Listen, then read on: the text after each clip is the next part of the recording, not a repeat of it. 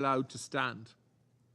If we fail to hold Russia accountable, we send a signal to large, powerful countries that they can prey on their neighbors with impunity, which is something that every nation on earth should take note of. This is why Ireland yesterday filed a declaration of intervention at the International Court of Justice in Ukraine's case against Russia. It is why we are intervening in Ukraine's case against Russia at the European Court of Human Rights. It is why we have supported action at the OSCE, the Council of Europe, the UN General Assembly, and the Human Rights Council to hold Russia accountable for what it's doing. It's why, with 42 other state parties of the International Criminal Court, we referred the situation in Ukraine to the ICC prosecutor, who's with us here today. It is why we support Ukraine's efforts to establish a compensation and reparations mechanism. And it's why we will work with Ukraine and other partners to examine how we can hold Russia accountable for the crime of aggression. But it is also why this Council collectively must consider how it acts to protect the principles and purpose of the UN Charter itself. No one country, no matter how big or powerful, should have the ability to veto the application of international law for its own aims. Madam President, I said at this Council in April that without accountability, there is no hope for a sustainable peace. Not in Ukraine, not anywhere. And I repeat that today. I also recall here in April the shocking evidence I saw in Bucha of Russian forces' disregard for international humanitarian law. That was no fabrication. The bodies that I saw tell a story. 5 months later, more mass graves are being discovered in Izium and in other areas that were until recently under Russian occupation. Attacks by Russian forces on civilians and civilian infrastructure have intensified further since then. The devastating impact of explosive weapons in populated areas is ever more evident, with tens of thousands of homes, hospitals, and schools destroyed. This is why Ireland is seeking the wide endorsement by states of the political declaration on explosive weapons in populated areas at a high-level adoption conference in Dublin in November. Madam President, millions of civilians in Ukraine and beyond are being potentially put at risk by Russia's occupation of the Zaporizhzhia nuclear power plant. I want to repeat the demand of last week's IAEA Board of Governors. Russia must immediately cease all actions against the Zaporizhzhia nuclear power plant. Ukrainian authorities must regain full control. The last thing the world needs now is a nuclear accident. Madam President, this conflict can and will end. Our collective responsibility to the UN Charter, to the Pacific settlement of disputes, to the maintenance of international peace and security demands that it ends sooner rather than later. The path to peace is clear. The country that made a deliberate decision to start this conflict must now make the decision to bring it to an end. Russia must withdraw its forces from the sovereign territory of a fellow UN member state. It must be held accountable for its actions through the international bodies and structures that we together have created for this purpose.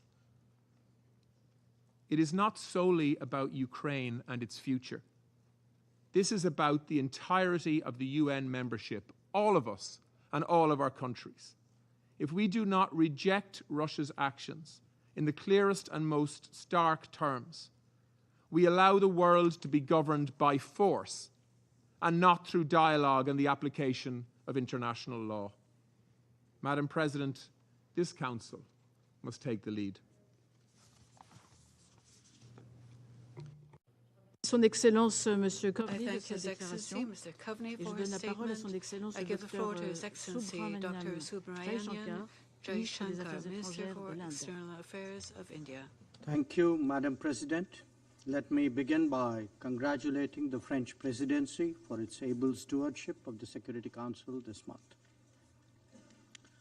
I also thank Secretary General Antonio Guterres for his briefing and take note of the remarks made by ICC Prosecutor Karim Khan. Allow me, Madam President, to preface my remarks by reminding the Council that India is not a signatory to the Rome Statute, nor a member of the International Criminal Court. Madam President, the trajectory of the Ukraine conflict is a matter of profound concern for the entire international community. The future outlook appears even more disturbing. The nuclear issue is a particular anxiety. In a globalized world, the impact of the conflict is being felt even in distant regions. We have all experienced its consequences in terms of surging costs and actual shortages of food grains, fertilizers, and fuel. On this score, too, there are good grounds to be worried about what awaits us. The Global South, especially, is feeling the pain very acutely. We must, therefore, not initiate measures that further complicates the struggling global economy. And that is why India strongly reiterates the need for an immediate cessation of all hostilities and a return to dialogue and diplomacy. Clearly, as Prime Minister Narendra Modi has emphasized, this cannot be an era of war. On our part, we are also providing both humanitarian assistance to Ukraine and economic support to some of our neighbors under economic stress. Turning to the specific topic before the Council today, let me emphasize that even in conflict situations, there can be no justification for violation of human rights or of international law. Where any such acts occur, it is imperative that they are investigated in an objective and independent manner. This was the position we took with regard to the killings in Bucha, and this is the position we take even today. The Council will also recall that we had then supported calls for an independent investigation into the Bucha incident. The fight against impunity is critical to the larger pursuit of securing peace and justice. The Security Council must send an unambiguous and unequivocal message on this count. Politics should never, ever provide cover to evade accountability, nor indeed to facilitate impunity. Regrettably, we have seen this of late in this very chamber when it comes to sanctioning of some of the world's most dreaded terrorists. If egregious attacks committed in broad daylight are left unpunished, this Council must reflect on the signals we are sending on impunity. There must be consistency if we are to ensure credibility. Once again, let me emphasize, Madam President, that the need of the hour is to end this conflict in Ukraine and return to the negotiating table. This Council is the most powerful contemporary symbol of diplomacy. It must continue to live up to its purpose. The global order that we all subscribe to is based on international law, UN Charter, and respect for the territorial integrity and sovereignty of all states. These principles, too, must be upheld without exception. I thank you, Madam President. Je remercie Son Excellence le Dr Jaishankar de sa déclaration. Je donne la parole à Son Excellence M. Michael Moussa Adamo, ministre des Affaires étrangères du Gabon. Je vous remercie, Madame la Présidente. Madame la Présidente, je vous remercie pour l'initiative de cette réunion sur la situation en Ukraine qui intervient parallèlement à la semaine de haut niveau de l'Assemblée générale, placée sous le sceau de la hardiesse des solutions à un moment où le monde se trouve à un tournant décisif.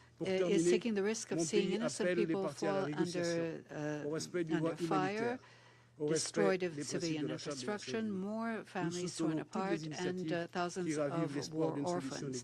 To conclude, we call on parties to negotiate in respect for humanitarian law, the practices, the principles of the UN Charter, and we support any initiatives reviving the hope for a solution.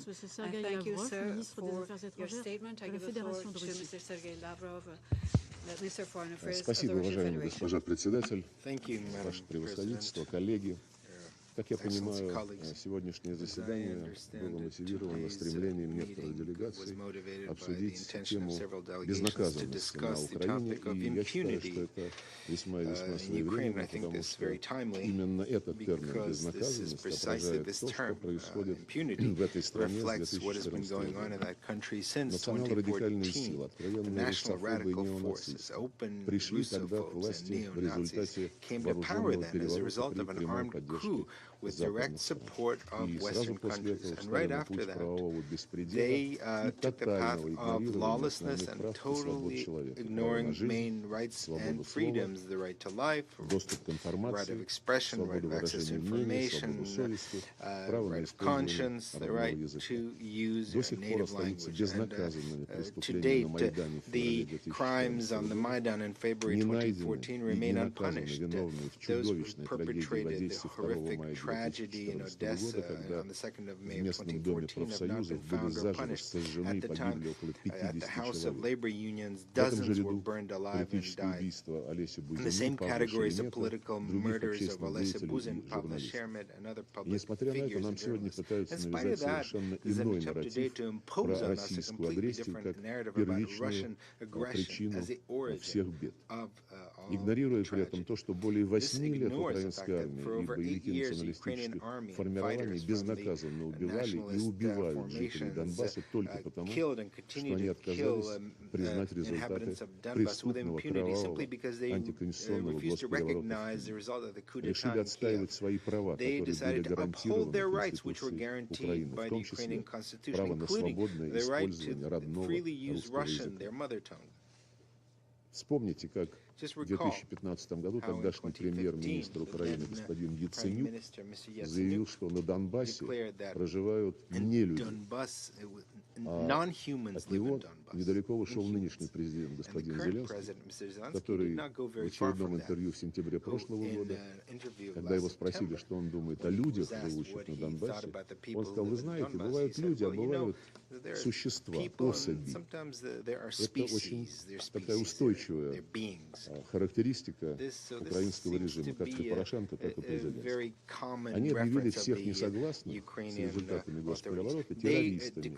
И 8 лет киевский режим проводит так называемую, проводил войсковую операцию против мирного населения. Кстати сказать, на Украине уже много лет осуществляется тотальная мобилизация всего взрослого населения, включая женщин, кстати сказать, для того, чтобы рекрутировать их в ряды националистических батальонов и вооруженных сил Украины. Лицемерно заявляя о приверженности Минским соглашениям, киевские власти откровенно и безнаказанно саботировали их выполнение. Была введена финансовая, транспортная, энергетическая блокада Донбасса. Его жители отрезали от социальных пособий, пенсий, зарплат, банковских услуг, связи, образования и здравоохранения. Лишили элементарных гражданских прав, гарантированных в том числе международными пактами 1966 года об экономических, социальных и культурных правах, а также гражданских и политических правах. В какой-то момент, устав притворяться, господин Зеленский заявил, что Минский комплекс мер нужен лишь для того, чтобы сохранять санкции, введенные против России. Еще более откровенным был его предшественник и соавтор Минских соглашений, господин Порошенко. Он пару месяцев назад публично и с гордостью заявил, что это соглашение, которое он подписал, ни он, ни кто-то еще на Украине не собирались их выполнять. И что эти соглашения были нужны лишь для того, чтобы выиграть время для получения оружия от западных стран для войны с Российской Федерацией. В том же ключе недавно высказался секретарь Совета национальной безопасности и обороны Украины господин Данилов. Своей безнаказанностью киевский режим обязан, конечно же, западным кураторам, прежде всего Германии, Франции, ну и, разумеется, Соединенным Штатам. Вместо того, чтобы добиваться от киевского руководства выполнения Минских соглашений, и Берлин, и Париж, и Вашингтон цинично закрывали глаза на открытые угрозы Киева решить проблему Донбасса силой, так называемый план «Б». В последние годы киевский режим вел тотальное фронтальное наступление на русский язык, безнаказанно ущемлял в правах русское и русскоязычное население Украины. Были приняты скандальные языковые законы об образовании в 2017 году, об обеспечении функционирования украинского языка как государственного в 2019 год, о полном общем среднем образовании в 2020 год, о коренных народах Украины в 2021 год. Все они нацелены на вытеснение русского языка, по сути, его полный запрет. Одновременно принимались законы, которые поощряли теорию и практику нацизма. Робкие рекомендации Венецианской комиссии Совета Европы, Управления Верховного комиссара по правам человека, Верховного комиссара ОБСЕ по делам национальных меньшинств о выправлении языкового законодательства Киев игнорировали. И в свою очередь эти многосторонние структуры не нашли в себе смелости, а может быть им просто не позволили побудить украинские власти к исполнению взятых на себя международных обязательств в области прав человека. Министерство образования Украины исключило русский язык, русскую литературу из школьной программы. Запрещаются и уничтожаются, как в фашистской Германии, книги на русском языке, разрушаются памятники русским писателям. При государственной поддержке насаждается идеология национальной нетерпимости к этническим русским. И сегодня официальные лица этой страны уже не стесняются своей нацистской сущности, открыто и безнаказанно призывают к убийству русских людей. Вот несколько примеров. Посол Украины в Казахстане, господин Врублевский, теперь уже находящийся в Киеве, месяц назад заявил в интервью следующее, цитирую: «Стараемся их, русских, убить как можно больше.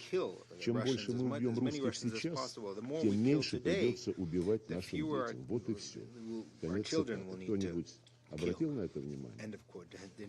Ранее, минувшей весной, в том же духе высказался мэр Днепра Филатов. Цитирую: «Пришло время холодной ярости. Теперь у нас есть полное моральное право спокойно и с совершенно незамутненным разумом убивать этих нелюдей уже по всему миру неограниченное количество времени и в максимально больших количествах». Конец цитаты.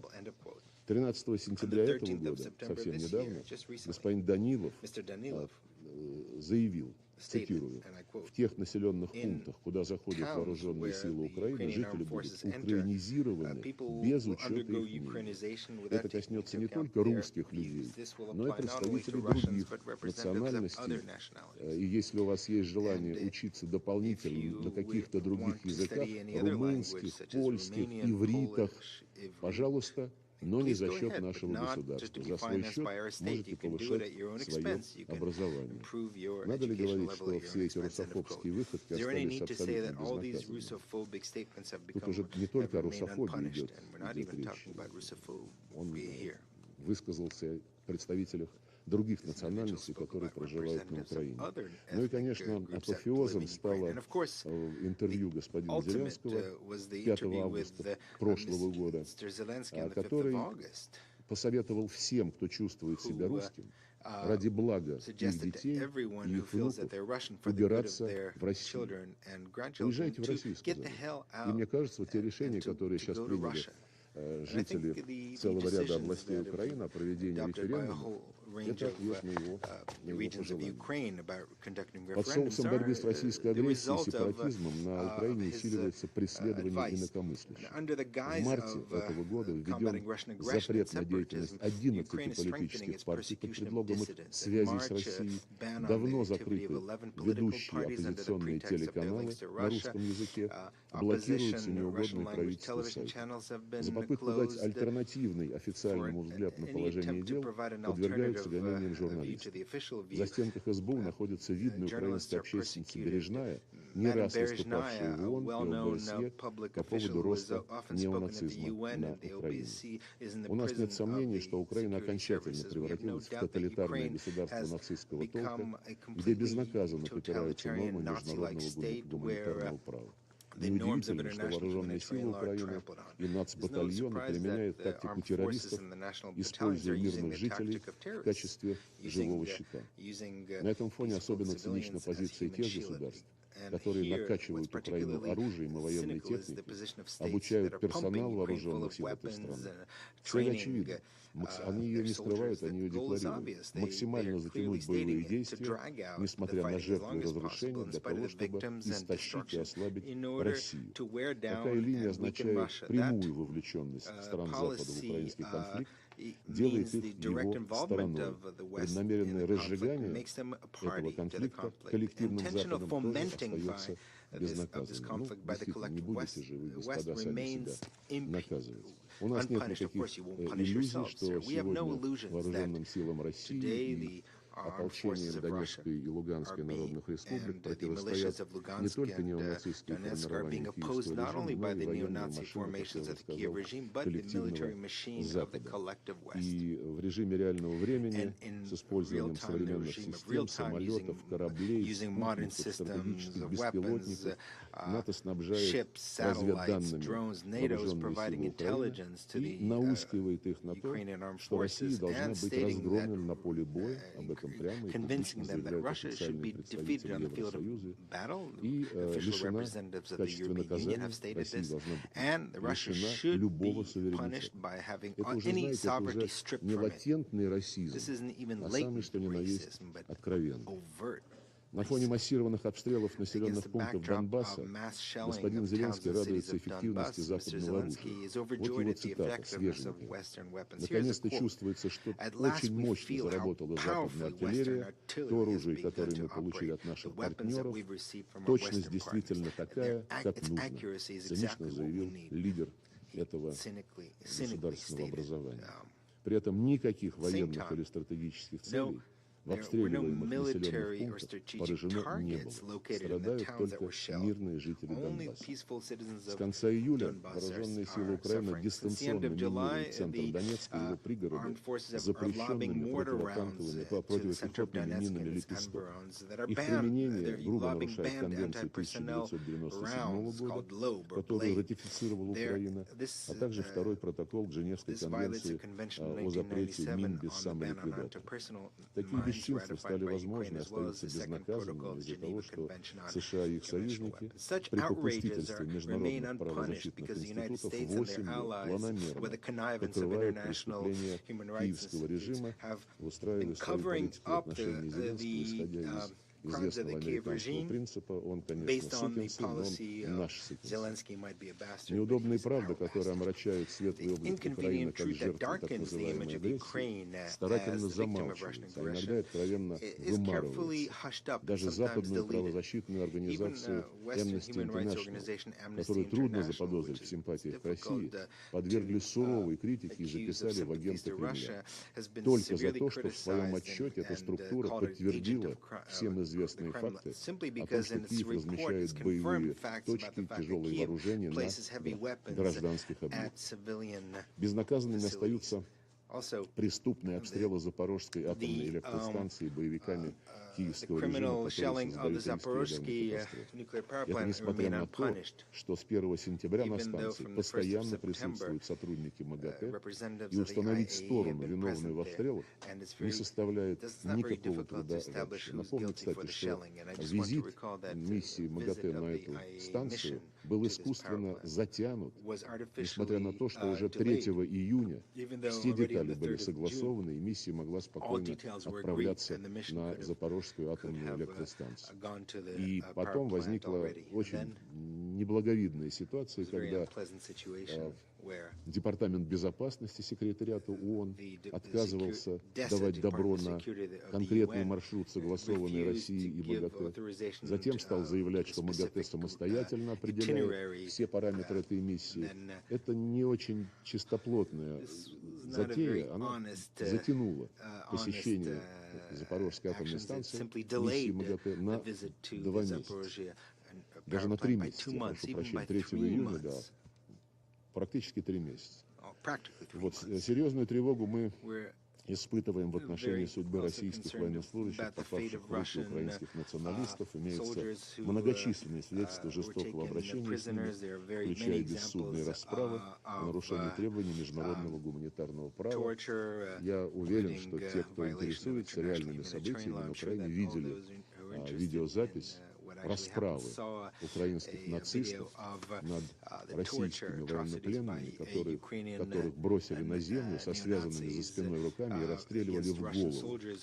Кто-нибудь из представленных здесь стран каким-то образом комментировал Did anyone here comment on this У нас есть масса crime at all? свидетельств We have этих и иных преступных деяний киевского режима, которые совершаются witnesses регулярно of these с criminal activities by the Kiev 2014 regime года. that have been happening Российские since правоохранительные 2014. органы в Russian сотрудничестве с коллегами из law Донецкой enforcement и bodies Луганской народных cooperating республик with their тщательно colleagues from фиксируют Donetsk и and расследуют Luhansk факты republics преступления. are investigating Установлена these причастность более 220 Over лиц, 220 включая individuals представителей have высшего been командования been вооруженных found сил to be Украины, complicit, командиров including the high воинских command of the подразделений, Ukrainian которые armed обстреливали forces, мирное население. Расследуются уголовные дела в commanders of отношении units граждан who Британии, shelled Канады, США, the Нидерландов civilian по фактам population. Also, наемничества there и were совершения cases against преступных действий на mercenaries from Украине. citizens of Я UK, заверяю вас, Canada, что все United виновные, States, вне Netherlands, зависимости etc. от I их can гражданства, assure you будут that all привлечены к perpetrators, ответственности. independently of their И еще раз nationality, хочу will обратить be ваше held внимание accountable. I also на want to следующее. draw your attention to the Когда following. российские и украинские переговорщики в Стамбуле в конце марта Russian and практически Ukrainian negotiators at the согласились end of March над practically предложенными Киевом reached an agreement параметрами on урегулирования, parameters of через пару дней an произошла agreement proposed by Kiev. трагедия в Буче. Just То, что она a couple of days имела later, the постановочный tragedy in характер, ни у Bucha кого не occurred. The fact остается that it was сомнений. staged И leaves обращаю ваше no doubt in внимание, anyone's дорогие mind. господа, And I что want to draw западные your коллеги attention, сразу после этой colleagues, that инсценировки Western colleagues right after that подняли staged event истерику и immediately ввели новый пакет cried санкций против outrage Российской and Федерации, introduced голословно обвинив нас a в том, что new мы package совершили of sanctions, убийство мирных граждан. spuriously accusing us С of тех пор, killing когда innocent был этот civilians. Since then, пропагандистский when that эффект propaganda реализован, никто operation об was этой Буче не conducted, вспоминает, no кроме one нас. has mentioned Я еще раз Bucha обращаюсь в other than us. присутствии And once генерального again, in the секретаря presence of the и Secretary уважаемых General министров, and ministers, пожалуйста, I would address you. добейтесь от украинских властей, чтобы они Please demand the сделали Ukrainian элементарный authorities шаг, to опубликовали make a simple имена step, take a simple тех step людей, чьи трупы были показаны в городе to Буче. publish Я об этом прошу уже не information один about месяц. those Никто не individuals слышит, whose никто не bodies хочет were shown in реагировать. Bucha. I've been asking this Уважаемый for the past господин month. генеральный секретарь, хотя бы Secretary General, вы употребите свой авторитет, please use your пожалуйста. Я authority думаю, for всем this. будет полезно Would be very разобраться с этим useful эпизодом. to get to the bottom of Вот. this episode. И, конечно, мы обратили And of внимание course, на возросшую активность we международного also правосудия noticed применительно к Украине. increased И activity of планируются international некие усилия по justice with regard расследованию to преступлений на Ukraine, Украине, supposedly которые efforts приписываются to российским investigate военным. crimes committed Все in это Ukraine носит that are заказной характер, мы ascribed это to прекрасно Russian видим. authorities. All И this is еще раз simply напомню, что ни кровавый госпереворот в 2014 году, very ни трагедия в Одессе propaganda 2 operation. I мая just того want же to года, recall ни that обстрелы neither мирных the городов coup d'etat in Донбасса, 2014 бомбежка or the tragedy самолетами in Odessa or the shelling of военно-воздушных Donetsk сил Украины Луганска 2 июня 2014 года и многие другие факты не стали поводом для какой-либо внятной реакции со стороны Международного уголовного суда. Кстати, в этот Международный уголовный суд было направлено более 3000 сообщений о преступлениях против жителей Донбасса, и никакой реакции не последовало. Видимо, сейчас руководство этого так называемого судебного органа получило команду свыше о том, чтобы они развили свою бурную деятельность. Никакого доверия к этому органу у нас не осталось. Мы долгие 8 лет напрасно ждали, когда начнется борьба с безнаказанностью на Украине. И больше не рассчитываем на справедливость со стороны этого, да и целого ряда других международных институтов. Время ожидания закончилось. Все сказанное мной лишний раз подтверждает, что решение о проведении специальной военной операции было неизбежным. Мы об этом не раз говорили, предъявили огромное количество фактов, которые показывают, как готовилась Украина исполнять роль антироссии, роль плацдарма для создания и реализации угроз против российской безопасности. Смею вас заверить, что мы этого не допустим. Благодарю вас за внимание.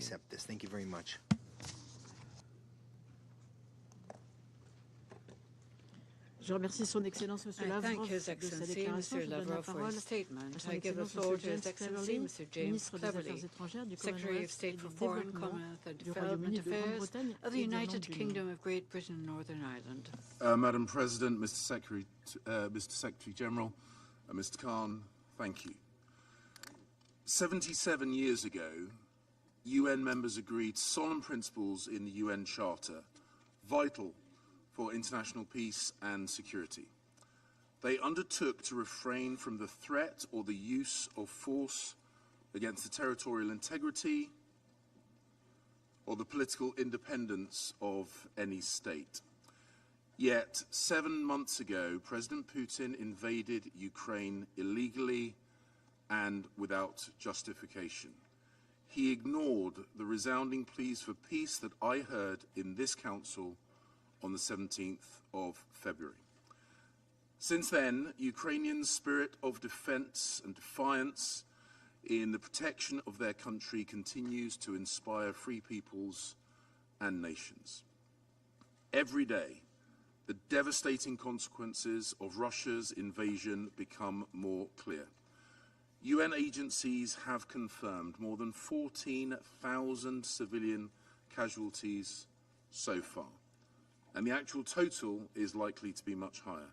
More than 17 million Ukrainians in humanitarian need, 7 million displaced within Ukraine, and more than 7 million Ukrainian refugees in Europe.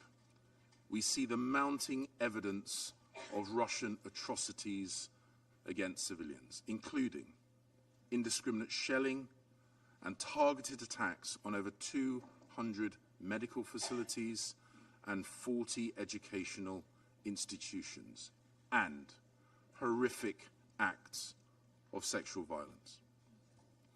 We see from the reports of the Office of the High Commissioner for Human Rights that in parts of Ukraine currently under Russian control, civilians are subject to torture, arbitrary detention, and forced deportation to Russia. And we have seen more grisly discoveries in Izium. And it's not just Ukrainians who are the victims. President Putin's war has spread hardship and food insecurity across the globe, plunging millions of the world's most vulnerable into hunger and famine. And once again, as we've seen here today, Russia has sought to deny responsibility. It has tried to lay the blame on those who have rightly imposed sanctions on President Putin's regime in response to his illegal actions. Let us be clear, we are not sanctioning food. It is Russia's actions that are preventing food and fertilizer getting to developing countries. It is Russia's tactics and bombs that are to blame for destroying Ukraine's farms, infrastructure, and delaying its exports. I sat here in February, listening to the Russian representative assuring this Council that Russia had no intention of invading its neighbour. We now know that was a lie. And today, I have listened to further installments of Russia's catalogues of distortions, dishonesty, and disinformation. He has left the chamber. I'm not surprised. I don't think Mr. Lavrov wants to hear the collective condemnation of this Council. But we saw through him then, and we saw through him again today. We have information, which means that we know that Russia is about to hold sham referenda on sovereign Ukrainian territory, with no basis in law, under the threat of violence, after mass displacements of people in areas that voted overwhelmingly for Ukrainian independence. We know what Vladimir Putin is doing. He is planning to fabricate the outcome of those referenda. He is planning to use that to annex sovereign Ukrainian territory. And he is planning to use it as a further pretext to escalate his aggression. That is what he plans to do. And we call on all countries to reject this charade and to refuse to recognize any results. We are used to seeing Russian lies and distortions. But let us listen to the testimony of Ukrainians who tell us the truth who tell us the reality of President Putin's war. Dr. Olena Yuzvak, her husband, Ole, and their 22-year-old son, Dmitry, were abducted by Russian forces from their home in Hostomel near Bucha in March. Russian soldiers shot Ole twice in the legs before they were all blindfolded and bundled into an armoured personnel carrier. And I want you to hear Olena's story in her own words, and I quote, "First, they took us to a bombed-out house. The Russian soldiers kept saying they were going to kill us. My husband was left for hours lying on the floor in the pool of his blood. I don't know why. We'd done nothing wrong. Then they took my son away from us. I don't know where. I don't know if we'll ever see him again. I just want my boy back." End of quote. Olena's story and those of many others tell us the truth, the real truth. This is a war of annexation, a war of conquest, to which President Putin now wants to send even more of Russia's young men and women, making peace even less likely. Mr. Putin must understand the world is watching and we will not give up. As members of the Security Council, we must unequivocally reject Russia's attempts to annex Ukrainian territory. We must make clear to President Putin that his attack on the Ukrainian people must stop, that there can be no impunity for those perpetrating atrocities, and that he must withdraw from Ukraine and restore regional and global stability. If he chose to, he could stop this war, a war which has done untold damage to the Ukrainian and the Russian peoples. His war is an assault on Ukraine, an assault on the UN Charter, and an assault on the international norms that protect us all. So, we stand with our Ukrainian friends for as long as it takes, because Ukraine's fight for freedom is the world's fight for freedom. It is our fight for freedom. And if Ukraine's sovereignty and territory are not respected, then no country is truly secure. These are the reasons why Ukraine can and must win. Thank you. Je remercie Son Excellence M. Cleverly de sa déclaration. Je donne la parole à Son Excellence Mme Shirley Ayorkor-Botche, ministre des Affaires étrangères et de l'intégration régionale du Ghana. Madam President, Excellencies, let me thank France for organizing this high-level meeting. I would also like to thank Secretary General Antonio Guterres for setting the tone for this meeting with his very clear statement.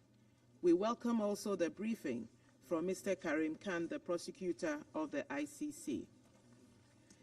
The world has been united since this Council's referral over Darfur in Resolution 1593, 2005, nearly 2 decades ago, that impunity anywhere poses serious threats to international peace and security, the international legal order, and our multilateral system.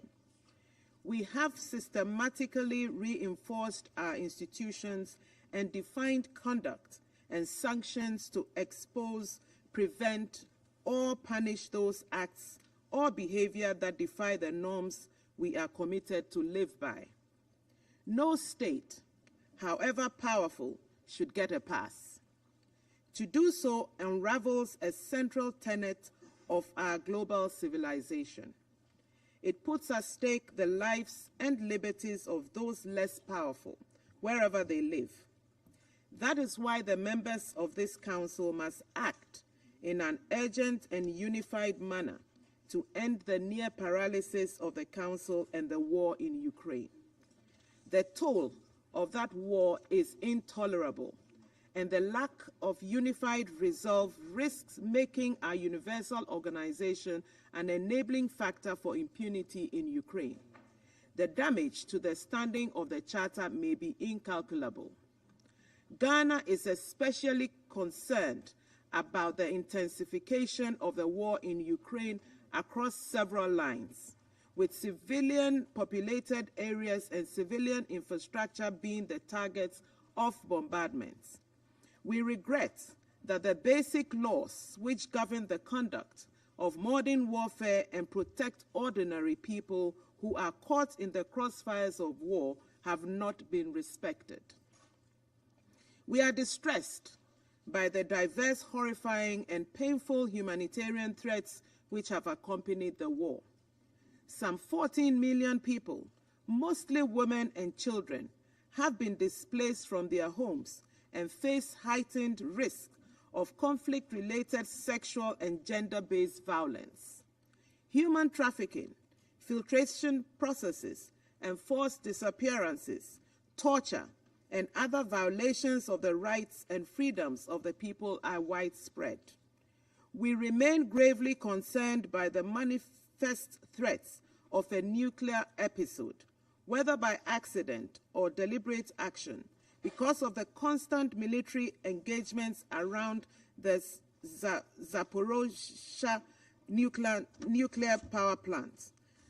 The disregard for the requisites for nuclear safety and security, including for the delineation of a safe zone, are deplorable, and we support the efforts by the International Atomic Energy Agency to avert a nuclear catastrophe. With a rising death toll, civilian casualties, and growing reports of war crimes and other human rights violations, we must uphold our responsibility as a council and send a clear message that perpetrators of atrocities would be held to account. The suffering in Ukraine is abhorrent and should not be dismissed as the mere consequence of war. To do so, we would be endorsing the atrocities and sanctioning impunity. In this regard, we underscore the importance of ensuring accountability for all war crimes committed in Ukraine. Accountability is fundamental to preventing impunity. We must affirm our determination that the litany of atrocious acts that have taken place in Ukraine would be submitted to thorough, transparent, and independent investigations to establish the facts and for the attribution of international crimes to their perpetrators. Ghana remains supportive of international accountability measures, including the various investigative processes being undertaken by the ICC and the Human Rights Council. We believe that in seeking criminal accountability and justice for the victims of the war in Ukraine, the important questions about international remedy and reparation measures, especially for victims of conflict-related sexual abuses, must be addressed. We also express our support for the United Nations Early Recovery and Resilience programs already being undertaken. Madam President, we have expressed several times our principled position against the aggression on Ukraine, which we consider to be a disregard for the rules of international law and the principles of the Charter. Ukraine, as a sovereign state and a member of this organization, has every right, we believe, and indeed a responsibility to defend its territorial integrity and political independence. We recognize the tremendous courage and resilience of the Ukrainian people. Ghana does not and will not recognize any territory that is unilaterally and forcefully required or acquired as dismembered from a sovereign entity. We reiterate the call on the Russian Federation to immediately and unconditionally cease its operations, withdraw its troops from the internationally recognized borders of Ukraine, and respect its neighbors' sovereignty and political independence. The need for a credible pathway for a genuine diplomatic process is urgent. The barrel of the gun does not provide such a pathway. It only leads to needless loss of lives and destruction on both sides. Indeed, the costs of the war have been high, not only for the parties, but also for the rest of the world. As the President of Ghana said yesterday in his statement at the General Assembly, I quote, "Every bullet, every bomb, every shell that hits a target in Ukraine hits our pockets and our economies in Africa," unquote. In this regard, let me place on record Ghana's appreciation for the good offices of the Secretary General and other international actors to leverage life-saving humanitarian interventions at critical times of the war. We already note some positive impacts from the Black Sea Grain Initiative and urge the continuous and unrestricted shipment of grains to countries facing food insecurity. We encourage all stakeholders to reach an early agreement for the export of Russian fertilizers and crop products, especially needed for agrarian-dependent economies. Madam President, let me conclude with an appeal. In a week when the eyes of the world are on us and millions around the world look to the United Nations for leadership and hope, we must send a strong message that impunity will not be tolerated, that we need to act through concerted diplomacy to end the war in Ukraine. I thank you. Je remercie Son Excellence Madame Bocce de sa déclaration. Je donne la parole à Son Excellence Monsieur Carlos Alberto Franco França, ministre des Affaires étrangères du Brésil. Madame la Présidente, je remercie la France d'avoir organisé la présente séance. The conflict in Ukraine affects us all, even in regions far from where hostilities are taking place. The Security Council is the appropriate forum to seek a solution that ensures lasting peace. This week marks 7 months since the start of the conflict. Tens of thousands of people, many of them innocent civilians, lost their lives.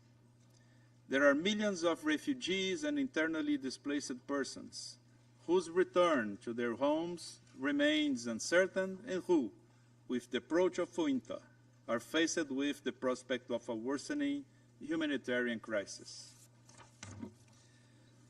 Over these 7 months, this Council has received numerous reports of serious human rights violations in the conflict zone, including against vulnerable groups, women and children. Brazil condemns the abuses and defends an impartial investigation of the facts, so that those responsible are held accountable for their actions. We also reiterate our call for full respect for international humanitarian law by all parties. Madame la Présidente, we have an urgent task before us: to engage the parties in dialogue in order to secure an immediate ceasefire and the opening of negotiations for a peace agreement. The continuation of the hostilities endangers the lives of innocent civilians and jeopardizes the food and energy security of millions of families in other regions, especially in developing countries. The risks of escalation arising for the current dynamics of the conflict are simply too great, and its consequences for the world order unpredictable.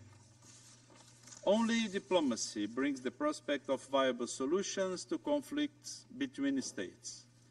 It is not the time to accentuate divisions or isolate parties. The priority of this Council must be to create conditions for the parties to engage in negotiations for a peaceful solution to the conflict. Thank you. Je remercie Son Excellence M. França de sa déclaration. Je donne la parole à Son Excellence Mme Rim Al-Hashimi, ministre d'État à la coopération internationale au ministère des Affaires étrangères et de la coopération internationale des Émirats arabes unis. Merci Madame la Ministre. السيدة الرئيسة. بداية أتقدم لكم بوافر الشكر على عقد هذا الاجتماع الهام، والشكر موصول أيضا لمعالي الأمين العام للأمم المتحدة السيد أنطونيو غوتيريس، ولمعالي السيد كريم خان المدعي العام في المحكمة الجنائية الدولية على إحاطتهما القيمتين. لا شك أن اندلاع الحرب في أوكرانيا كان له أصداء مختلفة في المجتمع الدولي، فالبعض استشعر أنها تنذر بشلل في منظومة العمل متعدد الأطراف، وتخوف آخر من كونها بعث جديد لمخاطر وجودية ظنها اندثرت، وأخيراً هنالك من يرى خلفها عودة للقطبية التاريخية وتداعياتها الدولية، وما كان لذاك التنوع في الرؤى إلا أن ينعكس في مواقف الدول، والتي تضمنت تبايناً حول كيفية معالجة الأزمة، والذي تجسد مراراً في مداولات هذا المجلس وهذه المنظمة. وبالرغم مما تحتويه من فروقات واضحة، إلا أن مواقف الدول تضمنت أيضاً إجماعاً راجحاً حول مرجعية القانون الدولي وضرورة احترامه، يعود لكونه الفيصل بين ازدهار الحضارة وانعدامها في النظام العالمي، حيث سن القانون الدولي كما يعبر ميثاق الأمم المتحدة ضوابط لتعاملات الدول وممارساتها المبنية على مبادئ السيادة والاستقلال وحسن الجوار ووحدة وسلامة الأرض، والتي شكلت روافد لأمن الدول وإنمائها، ولا تمتثل في ذلك لتفاوت القوة أو الحجم. السيد الرئيس، لن تحيد الإمارات العربية المتحدة عن دعوتها الصريحة ومناشدتها الثابتة لكافة أطراف هذه الحرب بالالتزام بالقانون الدولي، وبشكل خاص القانون الدولي الإنساني، واحترام حدوده والعمل بمقتضياته. وفي هذا الصدد إن مفاد التقارير عن خروقات يومية لهذا القانون مدعاة لقلقنا البالغ حول ما آلت الحرب على المدنيين بالذات. ونشير هنا إلى وضع النساء والأطفال المهجرين منهم على وجه الخصوص، والذي تورد التقارير باستمرار تعرضهم للعنف الجنسي والاستغلال من قبل عصابات الجريمة المنظمة بما في ذلك الإتجار بالبشر. وجميعنا يعلم كيف أن للحروب والنزاعات المسلحة وقع أكثر عنفا وشدة على النساء والفتيات. لذلك فإننا نرحب بكافة الجهود القائمة بما في ذلك من قبل مؤسسات الأمم المتحدة لمعالجة الوضع الإنساني مع مراعاة خصوصية عواقب الحرب عليهن، ومع ضرورة التوصل إلى وقف الأعمال العدائية. يظل السلام هدفنا الأسمى، والذي تتطلب استدامته مصالحة شاملة مدعمة بالمساءلة والعدالة لضحايا الحرب. وكما نكرر ضرورة مشاركة المرأة بدورها في حل النزاع وإرساء السلام بشكل كامل وفاعل ومتساوي، والذي يعكس ليس فقط خصوصية تجربتها في الحرب بل ومركزية منظورها في صناعة السلام. السيد الرئيس، ستستمر دولة الإمارات في مسلكها الداعي للحوار وخفض التصعيد والتأجيج وتشجيع التعاون وصياغة توافق يضمن الاستقرار في الدول وبينها. ونذكر هنا بملاحظة مهمة: لا يختلف القانون الدولي عن نظيره المحلي في أن الاستثناءات من دون عواقب طبعة الممارسة في سباق إلى القاع. وفي الختام أكرر نداء بلادي إلى الطرفين وجميع الجهات الفاعلة بالسعي لحل سلمي ينهي هذه الحرب من خلال حوار جامع بناء، والذي يتطلب ترك قنوات الاتصال مفتوحة وطريق العودة مشرعة إبقاء لأفق الحل الدبلوماسي. وكما هو جلي أمامنا فإن العالم بمختلف مكوناته قلق من تبعات هذه الحرب بما في ذلك على النظام الدولي وأمن الغذاء والطاقة ومخاطر تعاظم هذه المواجهة، ولذلك فعلينا تحمل المسؤولية الملقاة علينا والتعاون من أجل أن نحدث نقلة في تجاوز التحديات العالمية الكبرى بدلاً من المزيد من الانتكاسات بسبب الحروب والصراعات. إن هذا النهج والمناداة به هو خلاصة تجربتنا في منطقة الشرق الأوسط، والتي أنهكت شعوبها من التصميم العنيد على الهيمنة وإلغاء الآخر وإيثار المصالح الضيقة، والذي لم ولن يخلف إلا دماراً. وشكراً سيد الرئيس.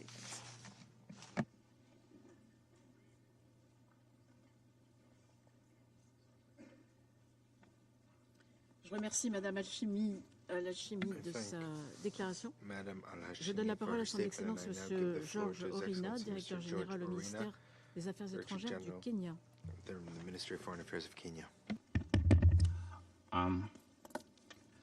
Madam President, Excellencies. Madam President, Kenya's delegation commends you and France for the able stewardship of the Security Council during the month of September. I thank the Secretary General Antonio Guterres and Mr. Karim Khan for their updates on the situation in the Ukraine. The war in the Ukraine is a serious breach of the United Nations Charter.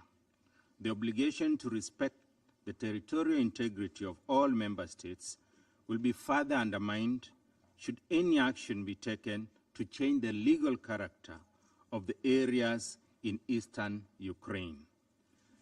We are in a moment of grave danger to international peace and security. The escalation of the war the international community feared is underway. There are now clear threats being issued about the potential deployment of weapons of mass destruction in the conflict. On the battlefield, civilians are being subjected to serious harm in contravention of the fundamental international law and human rights obligations. It is a priority of the utmost urgency that national authorities subject their soldiers to severe disciplinary action for any abuses, especially on civilians and captured combatants. Military commanders should surrender those suspected for such atrocities to the relevant authorities for prosecution. All the parties, including those making allegations of human rights abuses, or all those against whom the allegations are made, should agree to prompt, independent, and impartial investigations. Even as we justly condemn and call for accountability of war-related violations, we know that the truest protection of civilians is to stop the war. In this regard, Kenya calls for an immediate cessation of hostilities. Active hostilities should be replaced by a mediated agreement that secures the sovereignty and territorial integrity of Ukraine while addressing the security concerns of all parties and regional stakeholders. Madam President, the situation in Ukraine is highlighting the need for serious reforms of the United Nations Security Council. His Excellency Dr. William Ruto, President of the Republic of Kenya, in his speech yesterday at the General Assembly, called for the democratization of the Security Council if its damaged legitimacy is not to be totally destroyed. Our President made the clarion call that it was time that the Council more powerfully heeded the voice and place of Africa through reform of its membership. He welcomed President Joe Biden's announcement calling for the permanent and non-permanent membership of the Council to be expanded. If there is a major result the world needs from Ukraine, beyond peace and security for the people of Ukraine, it is for such an announcement to lead to real change. The farmers, villagers, pastoralists, fishfolk, traders and workers of Africa need their livelihoods protected from the climate crisis. They need the many serious conflicts on the Security Council agenda solved and not relegated to the margins because of the Ukraine. Who will protect their interests in the Security Council by having the means from an amended UN Charter? Only permanent membership by the African states will do.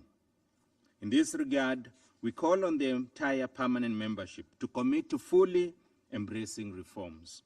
It is the only way the people of the world will consider this institution legitimate enough to earn their regard and cooperation.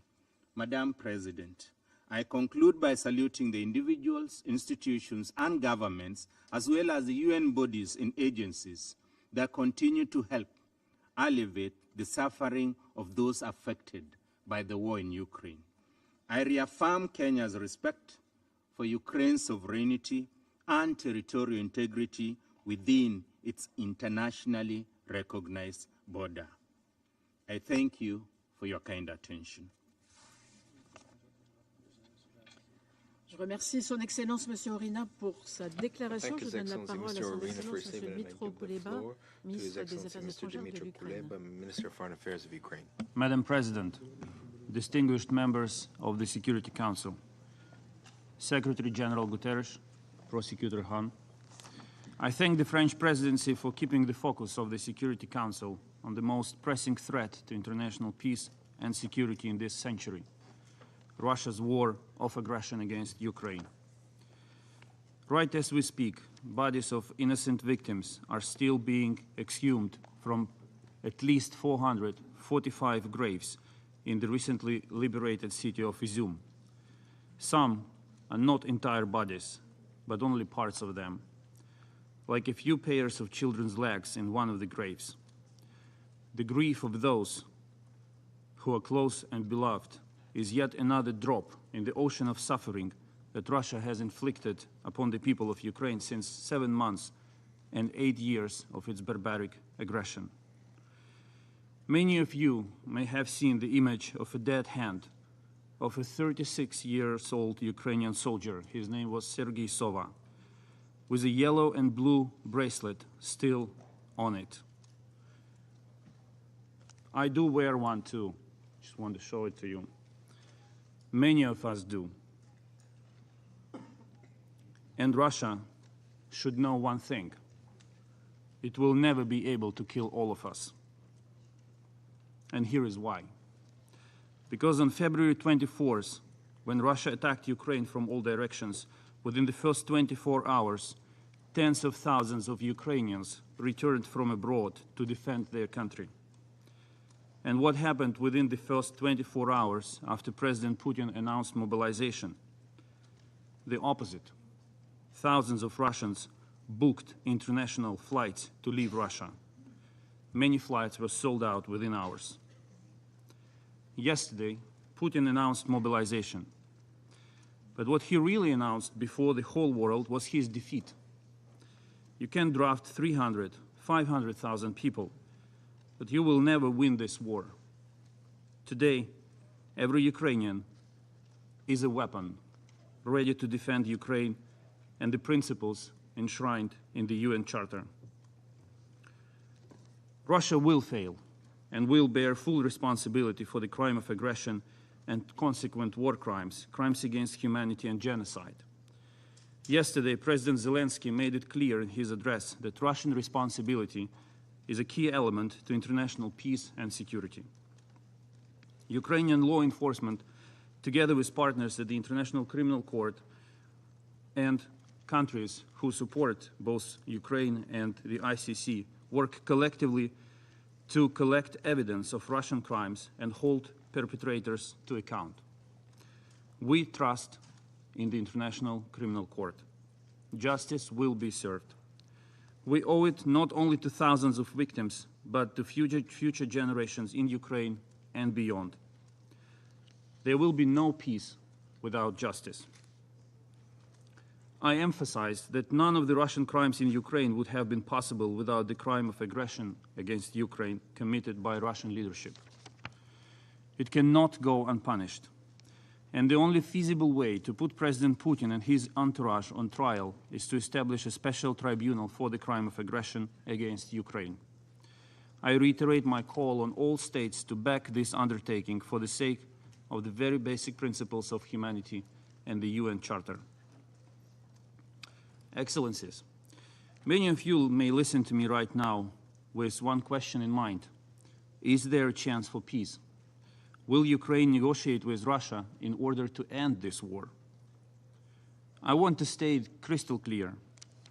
No other nation in the world craves for peace more than Ukraine. President Zelensky was very outspoken about it yesterday. We have never wanted anything but peace and stable development. We have never wanted this war and never chose it. We simply want to live normal life. But it's not enough for Ukraine to want peace. Russia must prioritize diplomacy over war in order to give peace a chance. What we see instead is Russian leadership seeking a military solution only. Distinguished colleagues, this chamber has seen many heated debates since 1945, many crises. But the amount of lies coming from the Russian diplomats is quite extraordinary. Today, we are mostly focusing on crimes committed by Russian soldiers in Ukraine. But if anyone thinks they are the only one ready to kill, torture, rape, cut off genitals, they are wrong. Russian diplomats are directly complicit because their lies incite these crimes and cover them up. Apparently, the only thing in today's address by Russia in this torrent of lies worthy of reaction is the inappropriate slang used when mentioning a president of a foreign country, the president of Ukraine. I also noted today that Russian diplomats flee almost as aptly as Russian soldiers. Before February 24th, Russian diplomats here at the United Nations had repeatedly denied plans of a full-scale invasion of Ukraine. The Russian president himself lied into the face of European leaders, saying he was not planning to attack. It was days before the invasion. Russia is shameless. They sit at the chair they occupied in 1991 on dubious legal grounds, armed with a veto right and the feeling of total impunity. Russians are confident that they can get away with anything and they are entitled to do anything they want. They think this seat allows them to violate borders in a 19th century-style imperialist conquest. They think it allows them to shell nuclear power plants and seize them. They think it allows them to unleash missile terror on civilians and critical infrastructure. They think it allows them to threaten the world with the use of nuclear weapons. They must be held accountable for all of this. The issue of responsibility is central to the debate. We need to ensure that behavior like this is punishable. Otherwise, every force in the world, every evil force in the world, will be tempted to follow in Russia's footsteps. I don't need to remind anyone at this table how many forces on the planet would like to question the borders of their neighbors. If Russia can do this, why can't they? Today, we're talking not only about Ukraine and Russia. The global security crisis we all face is so much larger. All members of the Council must realize that on February 24th, Russia attacked not only Ukraine, it dealt a deadly blow to the very foundations of the United Nations Charter. No nation can feel safe until Russia is held to account for violating the common principles agreed by all after the Second World War.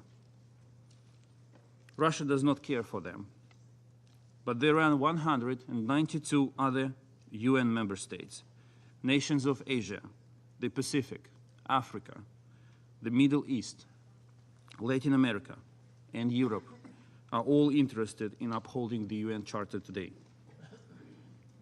And Ukraine is fighting to defend principles of this charter, especially the principle of territorial integrity. Madam President, Russia's war of aggression has plunged the world into a multifaceted crisis.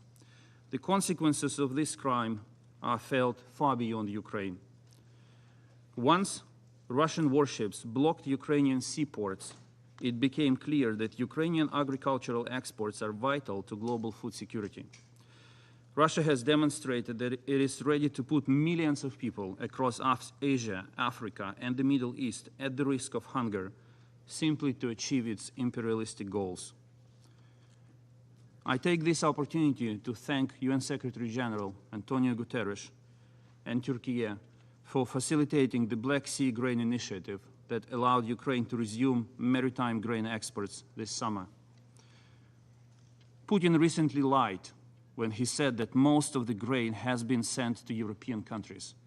In fact, 2/3 of the grain we shipped went to consumers in Africa, the Middle East, and Asia. The resumption of Ukrainian exports has tamed food prices and allowed to ease the acute food insecurity, especially for those most vulnerable. Today, the Black Sea Grain Initiative is under threat. Russian officials are questioning the effectiveness of the corridor and might prepare to block the extension of the initiative once the agreed 120 days are over in November. We must not allow Russia to resume its hunger games with the world. I therefore urge all nations, especially those depending on Ukrainian food exports, to put maximum public and diplomatic pressure on Moscow, demanding to keep the Black Sea Grain Corridor functioning in November and beyond. We need to protect the vital grain initiative together. Ukraine remains a global food security guarantor. Despite our own dire situation, we decided to provide humanitarian aid to Ethiopia and Somalia, sending them an additional amount of our grains. Ukraine is interested in increasing maritime export volumes, both under the UN Food Programme and on market conditions. While hitting peaceful Ukrainian cities with missiles, Russia uses food and energy as weapons against the rest of the world. Putin sends tanks into Ukraine to kill Ukrainians, while stealing the well-being and stability from every European household with energy blackmail and playing hunger games with Asian, African, Middle Eastern families by threatening the functioning of the grain corridor. We are in the same boat, all of us. Europeans, Asians, Africans, Arab nations, Latin American states. We are in the same boat. And we must confront these threats together. There is no place for neutrality. I said back in February here at the United Nations that no nation will be able to sit out this crisis created by Russia. It still stands. The best reaction to this crisis: stand with Ukraine to protect the UN Charter. Russia likes to talk about the developed world and the developing world. They try to drive a wedge between ones and the others. We in Ukraine do not differentiate. All people deserve a normal life, safety, stability, and confidence. But we must stay united to stop Russia's blackmail and the war on humanity it launched. Dear colleagues, the most important pillar of international peace and security is the territorial integrity of states. No country is allowed to change internationally recognized borders by force. Russia has badly damaged this principle, and now the threat of war is hanging over everyone's head. To restore international peace and security, we need urgent and decisive action. Yesterday, President Zelensky proposed a peace formula which includes not only accountability, but a mechanism of security guarantees based on Article 51 of the UN Charter. Ukraine has developed the Kiev Security Compact, proposing a modern, multi-layered mechanism of guarantees to ensure Ukraine's security until the moment it becomes part of NATO. This document, though, is much broader than a tool of to guarantee the security of Ukraine only. We see it as a universal mechanism that can be considered and applied to other countries and contexts in order to strengthen regional and global security architecture. Ukraine keeps working with partners to realize the vision of the Kiev Security Compact. This is our added value to international peace and security for all UN member states. Thank you.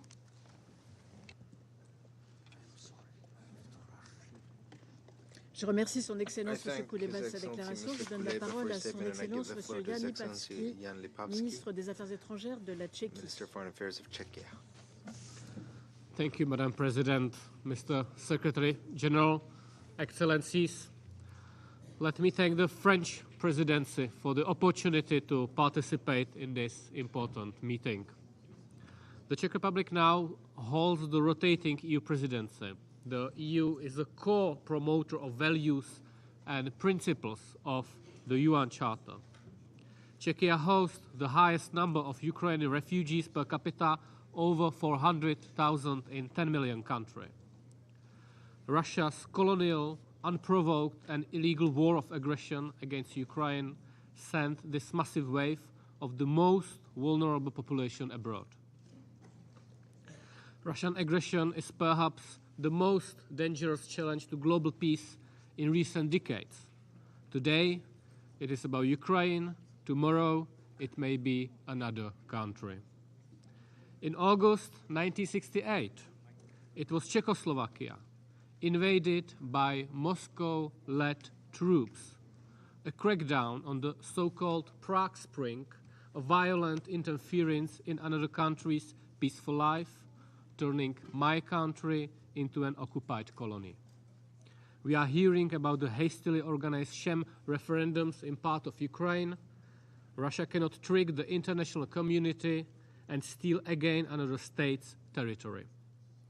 Russia's aggressive colonial policy and imperial desires must be rejected for good. Ukraine refused the slavery and bravely fights for a multilateral world where rules protect peace. We are horrified by the atrocities committed by Russian troops in Mariupol, Bucha, Irpin, Izium, and elsewhere, and extremely concerned by the reports on the so-called filtration camps run by Russia in Ukraine. Hundreds of thousands of Ukrainian citizens have been deported to Russia, including children.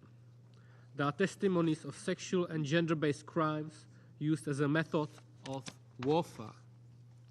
All must be investigated and perpetrators must be held accountable. We applaud the Secretary General for launching the UN fact-finding mission on events in Olenivka. More than 40 states, including Czechia, referred the situation in Ukraine to the ICC, which opened its investigation into the situation in Ukraine already in March. We strongly support the ICC, including by seconding a public prosecutor and by voluntary contributions. And we call for establishment of a special international tribunal to prosecute the crime of aggression committed by Russia. Czech law enforcement agencies have launched criminal investigation of certain crimes based on the principle of universal jurisdiction. The Security Council members bear global responsibility for peace and respect to international law. Please act. We need peace in Ukraine. We need to restore respect for the UN Charter and international law. We need to ensure justice for victims and to stop impunity of the perpetrators. Thank you very much. Je remercie son Excellence M. Lipavsky de sa déclaration. Je donne la parole à son Excellence Mme Annalena Baerbock, ministre fédérale des Affaires étrangères de l'Allemagne.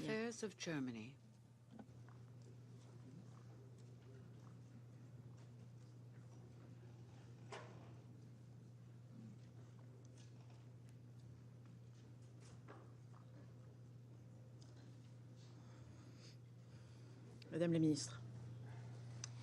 Madam President, dear colleagues, Bucha, Mariupol, Izium.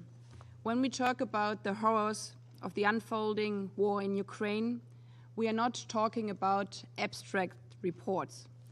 We are talking about children, we are talking about mothers, about brothers, about fathers, about grandparents, women and men whose pain is raw. Therefore, I urge Russia, this is a war you will not win. So end the war. Stop the suffering in Ukraine.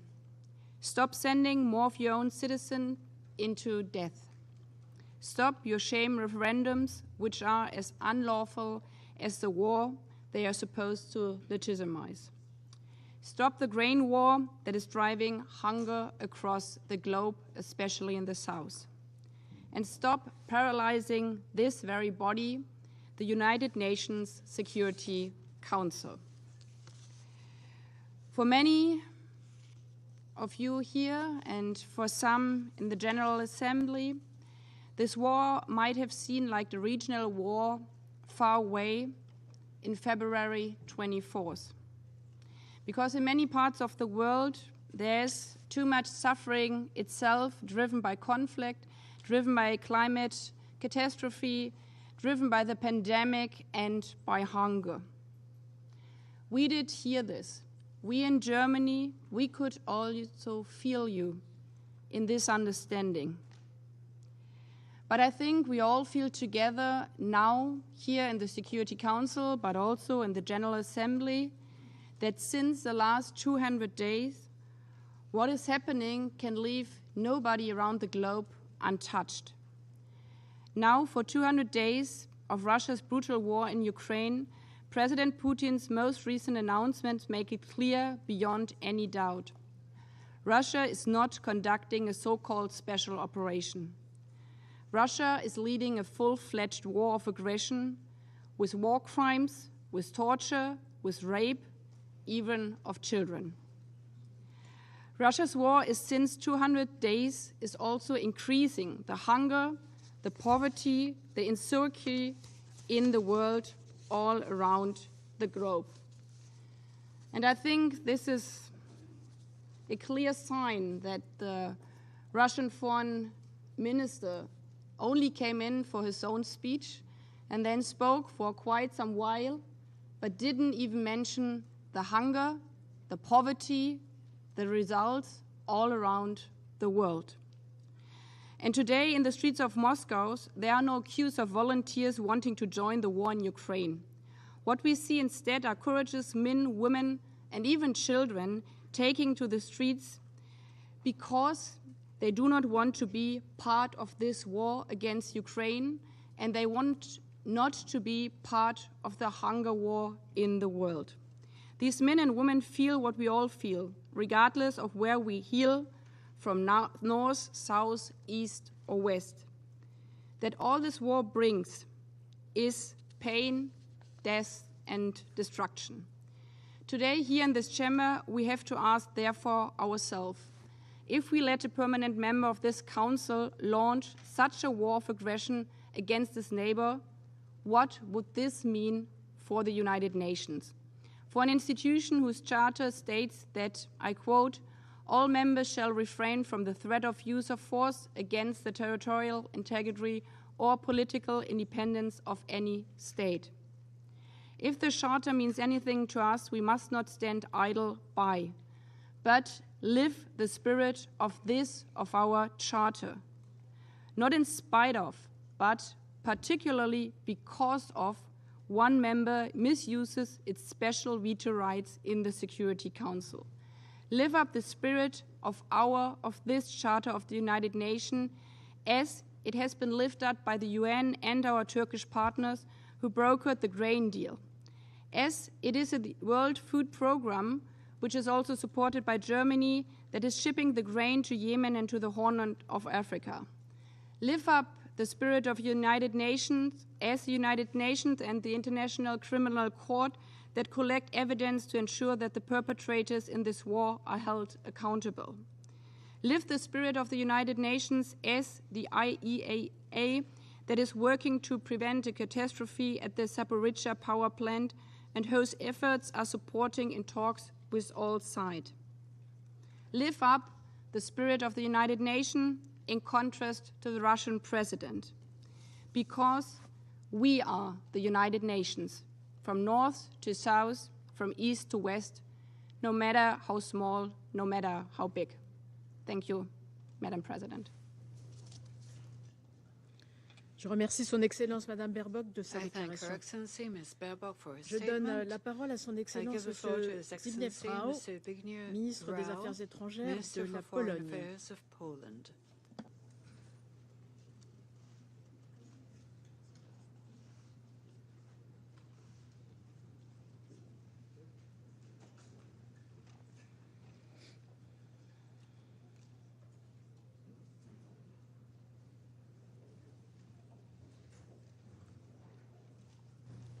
Monsieur le ministre. Thank you, Madam President. Dear ministers, the main reason behind today's meeting is Russia's decision to attack its neighbor, a fellow member state of the United Nations. Russia, despite being a permanent member of the Security Council, whose responsibility for international peace and security should be even greater, decided to breach the most fundamental principles of our world order. The invasion has shown a total disrespect and disregard for international humanitarian law and human rights law. The Russian forces have committed horrific atrocities, extrajudicial executions of civilians, enforced disappearances, torture, or sexual violence, including against children. Unable to crack Ukraine's military resistance, Russia turned to terror against civilians as a basic tactics of its war. Each day brings new evidence and testimonies of Russian crimes committed in the occupied territories. We are shocked by the discovery of chambers of torture and mass graves containing bodies showing signs of torture and brutality in newly liberated Izium. With new reports coming, Izium may become another symbol of Russia's barbaric methods. Against this dire background, Poland continues to advocate for full accountability for all the violations and compensation for the inflicted damage. We support the investigations by Ukrainian prosecutors, as investigations initiated by other states. We have been closely cooperating with the International Criminal Court Prosecutor's Office. We were among the broad group of the OEC participating states who twice invoked the OEC Moscow mechanism. We support the work of the UN Human Rights Council's Commission of Inquiry. Also, we have opened a domestic criminal investigation into Russia's war of aggression. This is a crime penalized under Polish law. Finally, Poland has helped to establish a joint investigation team operating within the EU Agency for Criminal Justice Cooperation framework to collect and preserve evidence of the committed crimes. We should give due consideration to several initiatives put forward by Kiev, such as the Special Tribunal for Crimes of Aggression committed against Ukraine and the international mechanism to provide compensation for damage caused by Russia. Let me reaffirm Poland's solidarity with the people of Ukraine, who have shown remarkable courage, resolve, and resilience. They have stood up for their country and their independence with bravery and determination. Now, it is our turn to stand up for the principles that protect us all. we must hold Russia accountable for the invasion and all the crimes committed in the course of this aggression. Thank you, Madam President. Je remercie Son Excellence M. Rao de sa déclaration. Je donne la parole à Son Excellence M. Gabrielius Landsbergis, ministre des Affaires étrangères de la Lituanie.